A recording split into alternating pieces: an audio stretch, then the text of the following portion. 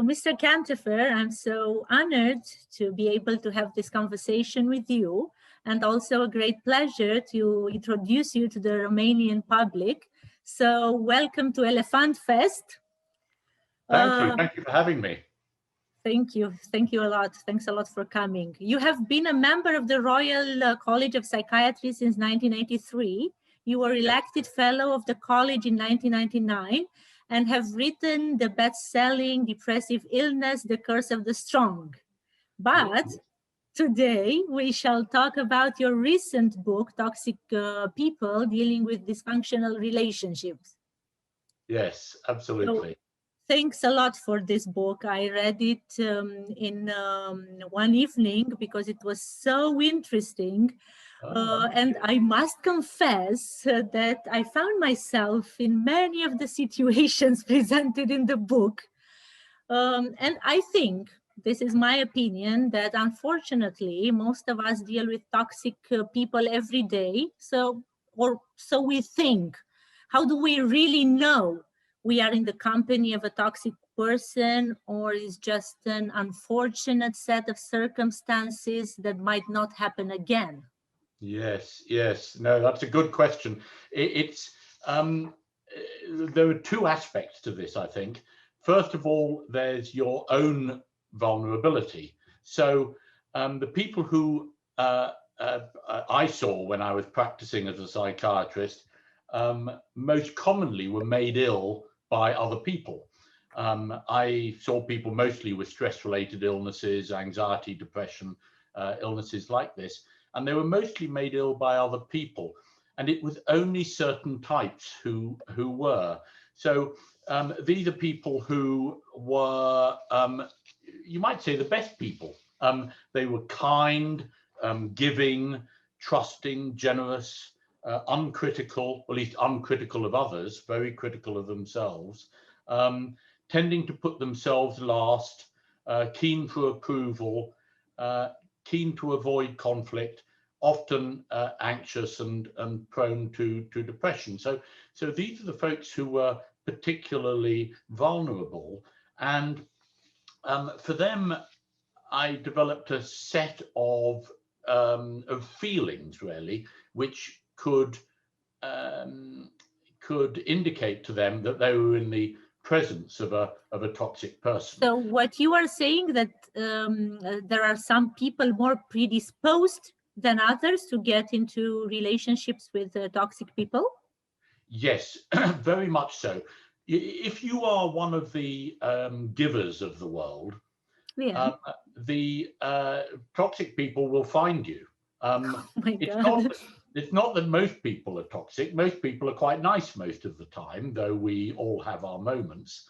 But the few really toxic people in the world have very sharp antennae. They are able to find people who are trusting and giving and who they can take advantage of. So if you are one of those very trusting, giving types, you'll tend to be surrounded by the takers of the world. That's not good news. That's right. So it's like moths around a flame.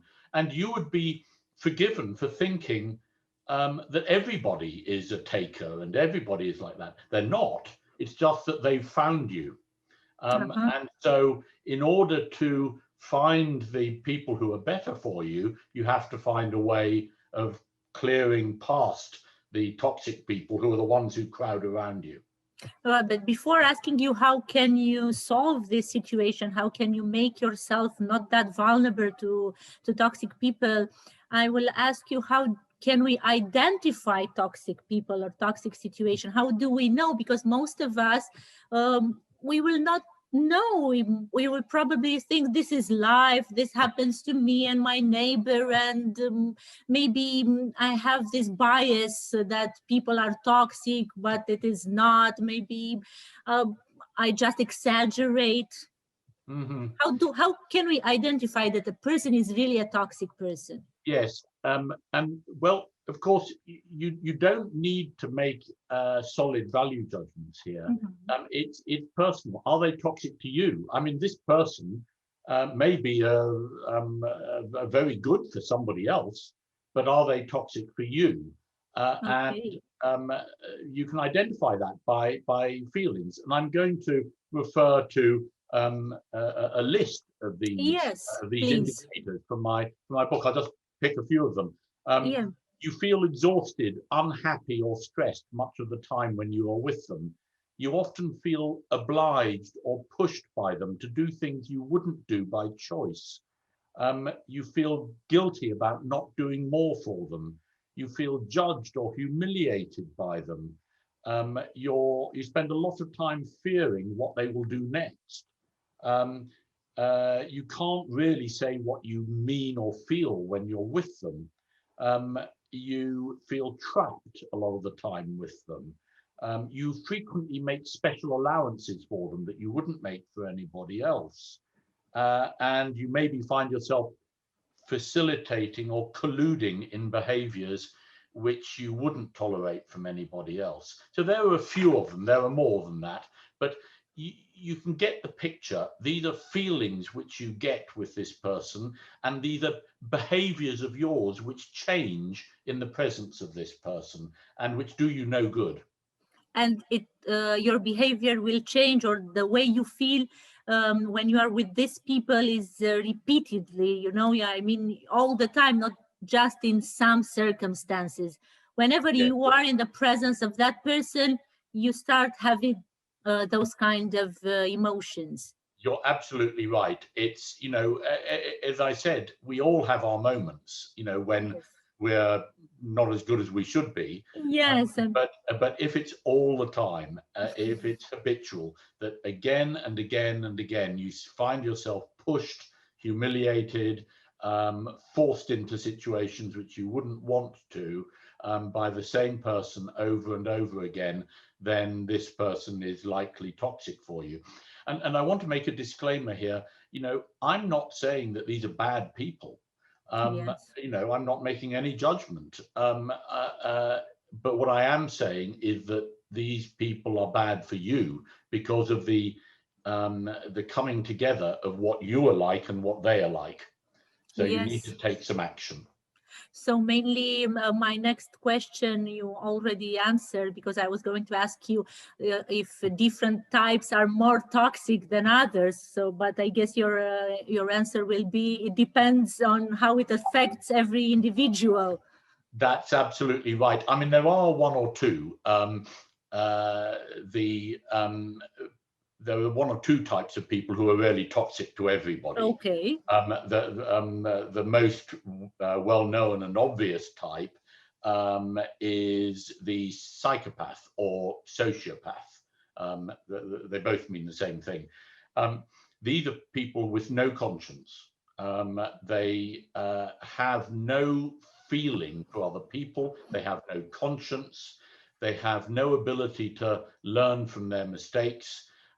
They have no sense of anything emotional, really, other than what they can get away with. So, Okay.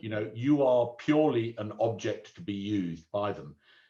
Now, people don't come with a label on their forehead saying psychopath. Exactly. And most of them, psychopaths, are not like Hannibal Lecter. They don't murder people. Yes, I But guess.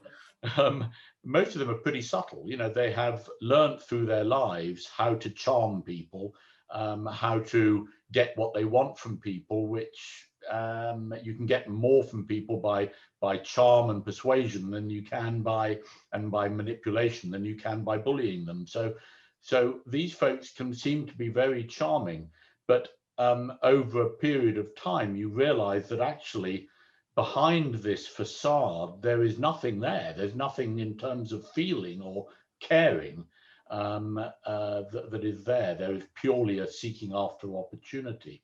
Now, I mean, the pure version of the psychopath or sociopath is fairly rare. I've met Okay. I've met 2 or 3 in my time, but they are pretty rare outside of the. I was going to ask you, all charming people, all people who has this charisma, or they seem to be a little bit manipulative. They might be, but you just answered me that they are rare. It's not like you find them everywhere on the streets. No, exactly. They're far more common for people to have traits of this rather than to be the full-blown, dangerous psychopath. I mean, in my view, psychopaths are actually quite common in politics because, because, I mean, would you or I feel important enough to represent millions of people? I mean, the answer is no. And anybody who does feel important enough to do so, I'm very suspicious of. So hence you get a collection of these really quite toxic people up in the top echelons of politics. But that's just the way that it is. So long as you're not going to go into politics, you won't rub shoulders with too many of these people. Yeah, but, I'm not going, so I'm no, not indeed. Indeed. The other type, which is toxic to pretty much everybody, I would say, are sadists. Now, these are people who enjoy humiliating and causing pain to other people. Not necessarily physically, not necessarily the sort of the psychopathic sadists who you see in crime novels, but people who genuinely are just at their core really unkind, who really enjoy to make you feel bad. And these people really are pretty much toxic to everybody. But the other types of folks, and there are many of them who I list in my book, are toxic to some people but not to others. So, for example, let me give an example. Boundary invaders. These are people who give them any boundary and they will crash straight through it. So they get discounts in shops where there are no discounts on offer. They will go into a restaurant which is full without a booking, and they will get a table. They will get somebody to agree to stuff which they had no intention of agreeing. Yeah. So these boundary invaders are really quite toxic to people who are vulnerable and who are givers, the good givers of the world. But of course, to people who have solid boundaries and are very assertive, these people aren't a threat at all. They're actually quite amusing. It can sometimes be quite useful to hang about with them for a little while because you'll get stuff, but not good if you're vulnerable, because while they may seem to be useful to hang on to the coattails of these folks, eventually they have a tendency to turn on you. So mainly what the readers will find in your book is some types of people that are toxic to them, of course, but probably not toxic to others. For example, I found that a type of toxic person that is not good for me is those people who are not working, who are not doing their work, and I'm always there doing the work for everyone else. So yes. I read the book, I found my main type of toxic people that affect me. So yes. Maybe all the readers will find something yes. and the type of toxic people in your book. Well, you see, this is the point. So it's important to understand yourself, to do a little bit of analysis of yourself and a little bit of analysis of the people who you find difficult. So presumably, if you're one of the folks who takes responsibility for things, who if there is something to be done, you'll tend to do it. Exactly. If somebody throws something in the air, you'll be the one who catches it. Well, then you're going to be vulnerable to the people who I call users, abusers, loafs, and energy vampires. Yes. And I can expand a little bit on that. The users are people who really are on the lookout for what they can get and what they can get you to do for them. Abusers are a type of those who will tend to have no compunction in putting inconvenience onto you in order to get what they want. Loafers are just lazy people who usually cover over their laziness with charm. So they will be, charming and persuasive, but actually they just don't do anything. They're really pretty much a waste of space. But you find yourself, acting as their unpaid servant. And energy vampires are those people who always have a problem.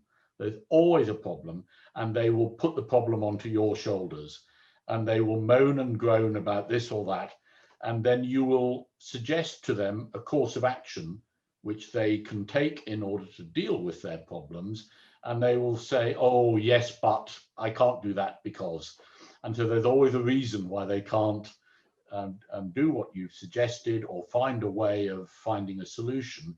And so at the end of the day, you find yourself totally exhausted by their problems. I imagine. And having dumped all their problems on you, you find that they feel absolutely fine. Exactly. So the next So day, I'm here in line. This is how I feel. Not every day, but most of the days I do many things that the other people should do, and especially mothers probably are exhausted because they do all the things that their children should do at a specific age, but because mothers are quick. That's absolutely right. I mean, mothers are particularly vulnerable from this point of view. I mean, arguably, women are more vulnerable than men, because I don't think this is sexist to say it, but there are still societal roles, and women tend to do a lot more of tasks, particularly household and domestic tasks and family tasks and whatever. And men, on the whole, tend to feel entitled not to do very much outside of their workplace. Now, this isn't always true, but it sometimes is. Sometimes it is. So stress-related illness is about, nearly twice as common in women as in men. And I don't think that's because, women are constitutionally more stressed than men. I think it's that the women on the whole tend to take on more and take more responsibility for things. And so, hence it comes to the first part of what you need to do, which is boundaries. You need to set up some boundaries on what you take responsibility for and how much you're prepared to do. Because you mentioned this, let's move to what can we do when we encounter toxic people, because we can meet them at our work, we can have them among our family, so we can have toxic people around us everywhere, not only in specific situations, and say, okay, it's so rare to have toxic people around us. So it's not that rare, it's quite common. So I would say, what can we do? So what can we do to avoid being harmed by toxic people? Yes, absolutely. Well, of course, I can't go through all of this because this is about half of the book, but I'll pick out some of the important things. First of all, there's increasing your resilience. Now, you can do that. I think there's probably three main ways. One is learn and get very good at a relaxation exercise. There's a relaxation exercise in my book. You can alternatively find relaxation exercises online. You can find audio devices which have relaxation exercises. There is transcendental meditation or yoga. There's various forms. They all work. But here's the crucial thing about a relaxation exercise. Whichever one you choose, it will be a complete waste of time to begin with. They don't work to begin with. They're like any skill, you have to learn them. And that means practicing for half an hour every day, even if you haven't got time. Practice the exercise. You're doing it for the purpose of the practice. And eventually, after, I don't know, something between 1 and 3 months probably, you'll find that the exercise is of some help to you in bringing your level of tension and stress down. If you keep doing it, eventually you'll get to the point that I'm at now. I mean, I can switch on a relaxed state in about 10 seconds flat. I can bring my pulse rate down, my heart rate down, my blood pressure down, clear my mind in about 10 seconds, because I did this every single day of my life for 2 to 3 years. And I had to, because if I hadn't, I wouldn't have got through medical school. So because I was really quite an anxious guy, so I had to do this, and I got good at it. So anybody can do it. I'm no better than the next person. So learn a relaxation exercise. The second is learn mindfulness. Now, you can just Google mindfulness, or you can find a book on mindfulness. It's a technique which is borrowed from various Eastern philosophies and martial arts, and also a bit of Buddhism in there. There's two main principles to mindfulness. The first is be aware of your present. So be, rather than worrying about the future or worrying about the past, be present in what is happening now. That sounds easy, but actually it's quite difficult. It takes quite a lot of practice to be really present just on what's happening around you now. I had a test for my patients to check if they were mindful. And I would say to them, as you come into the hospital, there's a flower bed outside. What color are the flowers? And you see, if they don't know the answer to that, then they aren't mindful, because they weren't attending to what was around them in that moment. They were worrying about what they were going to say to me. And what I say to them is, look, that can be left to later, you know. So attend to what is around you now. And the second is, don't fight unless you have to fight. You know, if you have to, then sometimes you have to. But otherwise, don't fight your feelings. Don't fight unfairness. Don't fight your emotions. Don't fight other people unless you have to. Just be. So there's a parable in some of these philosophies, which is a man is rushing at you with a knife. Yes. Well, don't grapple with him. Try and position yourself with a wall straight behind you. And as your assailant reaches you, just deftly step to one side and let him smash himself into the wall. So don't fight, let him destroy himself. And that's a kind of a principle. I think that is a little bit hard to do, because we are used since childhood to just fight over everything, and we had a feeling that if we will not fight, we will probably lose, or something bad will happen to us. I think this is a pretty hard exercise. Well, you know, there's a difference between assertiveness, which is very important, and aggression, which is not very helpful. So when somebody is being toxic to you, it's crucial that you have some boundaries, and you learn how to be assertive and to protect those boundaries. But, you know, step aside, move away from them, rather than engaging in, you know, head-to-head combat, because they are going to be better at fighting than you are. They've been doing it all their lives. So avoid them where possible, or avoid the situations where possible. Find some ways around it. So that's another one, is being strategic. So don't be angry, be strategic. There is a section in the book about game playing. Game playing is where a game player forces you into a position which you would not voluntarily occupy by covert mechanisms. You find yourself sort of forced to feel guilty by them, even though you've got nothing to feel guilty about. So the importance here is to understand what game is being played with you, and then to develop an antithesis. An antithesis is a maneuver which allows you to stop the person who's playing the game with you from getting a reward. So I won't go further into this now, because it's a thing all of its own. If you're interested in the concept of game playing, the best book on it, it's about 50 years old now, written by a guy called Eric Byrne, called Games People Play. It's a little book, and it's very good, particularly the second half, which is about the games people play with you.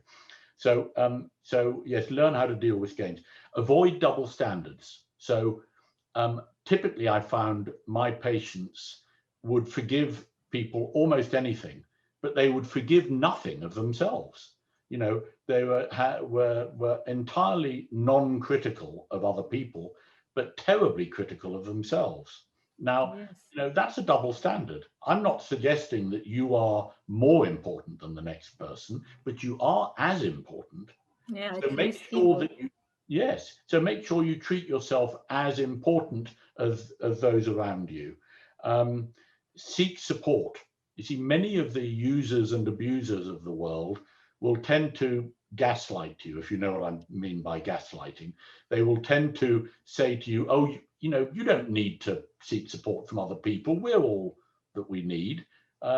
It's disloyal for you to seek support from your girlfriends, or your, whoever, or your family. Yes. That's disloyal to me. Well, no, it isn't. In most good, healthy marriages, women talk about their husbands to their friends all the time. There's nothing wrong with that. It's just seeking support, it's just how it is. So don't allow yourself to be removed from your sources of support. Wherever possible, find people who are kind, wise, gentle, and who don't force their advice on you. Find them and try to share your problems with them. It makes you much stronger. So as I've talked about, looking for opportunity in life, not fairness. Life never was fair, and it wasn't designed that way, but there are opportunities in life. So, sometimes life will throw you smelly stuff, which you really haven't earned. Well, that's the way life is. Sometimes life will throw you a bouquet, which you haven't earned. Well, catch it and accept it. So look for opportunity, not fairness in life. And finally, if you're feeling guilty, you're probably getting something right. Now, this only applies to those people who are vulnerable to toxic people. This only applies to people who tend to anxiety, low self-esteem, putting themselves last, maybe depression. So I'm not suggesting to everybody that they should go around doing things which make them feel guilty, because otherwise I'd be recommending chaos and anarchy. But to these vulnerable folks, then I'm saying, yes, do stuff. If you're feeling guilty, it means that for once in your life, you're starting to look after yourself, and you're setting some boundaries and saying no to people who need boundaries set with them. And that's going to make you feel guilty. Of course it is. Don't worry about that. That's a good sign. That guilt is short term, and it will pass because you become the way that you act. That's a nice perspective about guilt. So thank you for it. Yeah, absolutely. So there's much more, but I don't think I should go on too much today. Yes, I think we should let our readers find more about other stuff and other important chapters in your book, like the toxic places, how we deal the toxic places. Yes, but I will just leave them, get the book, read about it, find more things about toxic people, toxic places, who we are, how we have to handle and deal with this situation. So my last question for you, and one of my main question, and I had this question even before getting to the last chapter. So the question is, what if I am a toxic person? What can I do?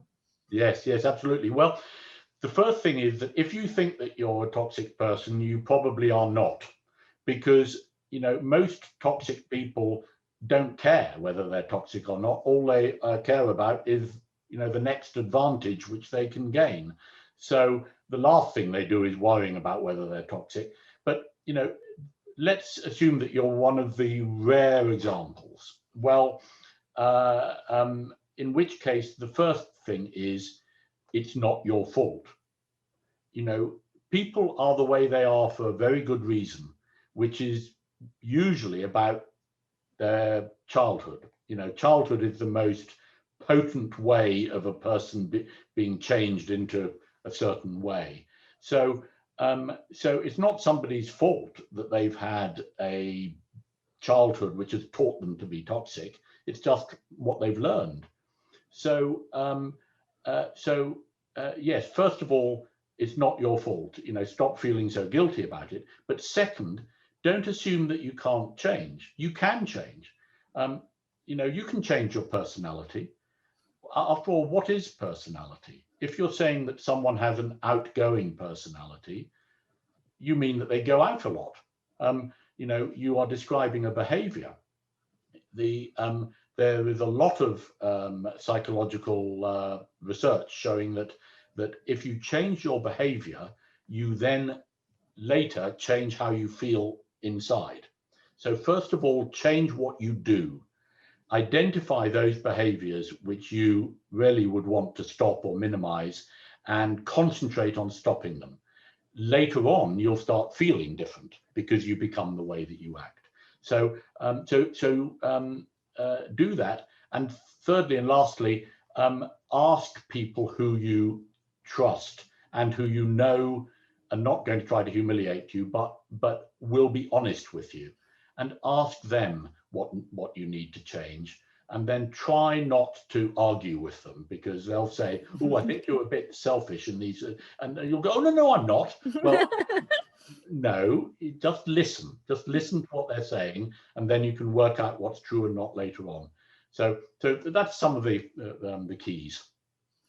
Mr. Cantopher, thank you so very much. This has been a wonderful conversation, and I'm looking forward to reading more of your articles and book, and maybe meeting you in person someday in the future. I hope the readers will find all of those interesting things in your book, as I did, and your interview with you made them more clear to me. And I'm pretty sure those who will see the interview and then read the book will totally have a very, very good perspective about what does it mean to be harmed by a toxic person, and what can you do to go out of those relationships. So, as I said, thank you so very much, and I hope you will have a good afternoon. Well, thank you, and it's been a pleasure.